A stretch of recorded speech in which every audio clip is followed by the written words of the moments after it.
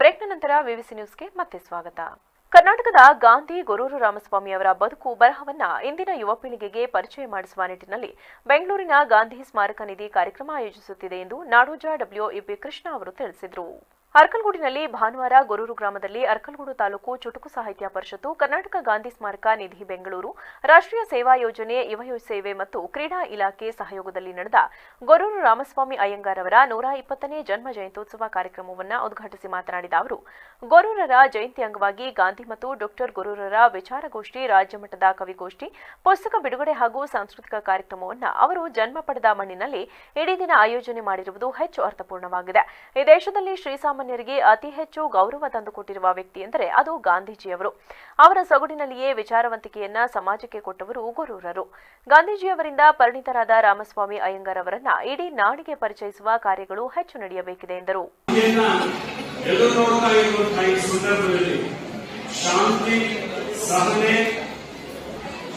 ಅಹಿಂಸೆ, ಸತ್ಯ ಈ ಮೌಲ್ಯಗಳಿಗಾಗಿ ಇಡೀ ಪ್ರಪಂಚ ಹುಡುಕ್ತಾ ಇರುವಂತಹ ಈ ಕಾಲಘಟ್ಟದಲ್ಲಿ ಸಾರ್ವಜನಿಕ ಜೀವನದಲ್ಲಿ ಗಾಂಧೀಜಿಯವರ ಮೌಲ್ಯಗಳು ಬಹಳ ಅಮೂಲ್ಯವಾದದ್ದು ಅಂತ ಬರೀ ಭಾರತೀಯರಷ್ಟೇ ಅಲ್ಲ, ಹೊರಗಿನ ದೇಶಗಳನ್ನು ಕೂಡ ಗುರುತಿಸ್ತಾ ಇರುವಂತಹ ಈ ಕಾಲದಲ್ಲಿ ನಾವು ರಾಮಸ್ವಾಮಿ ಅಯ್ಯಂಗಾರ್ ಅವರನ್ನ, ಗಾಂಧಿಯವರನ್ನ ನೆನೆಸ್ತಕ್ಕಂಥದ್ದು ಬಹಳ ಸೂಕ್ತ ಅಂತ ಹೇಳಿ ನಾನಾದರೂ ಕೂಡ ಅಂದುಕೊಂಡಿದ್ದೇನೆ.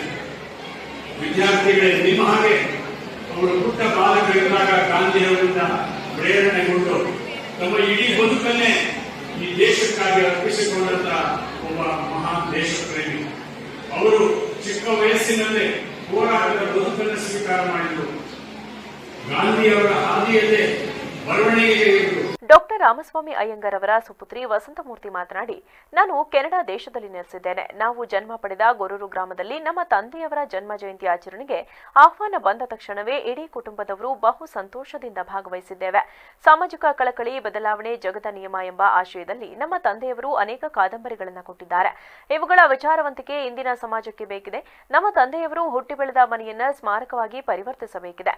ಇದಕ್ಕೆ ಬೇಕಾದ ಸಹಕಾರವನ್ನ ನೀಡಲಾಗುವುದು. ವಿದೇಶದಲ್ಲಿ ನೆಲೆಸಿದ್ದರೂ ಕೂಡ ನಮ್ಮ ಪರಂಪರೆ, ಸಂಸ್ಕೃತಿ ಹಾಗೂ ಕನ್ನಡ ಭಾಷೆಯ ಬಗ್ಗೆ ಅತೀವ ಗೌರವ ಹೊಂದಲಾಗಿದೆ ಎಂದರು.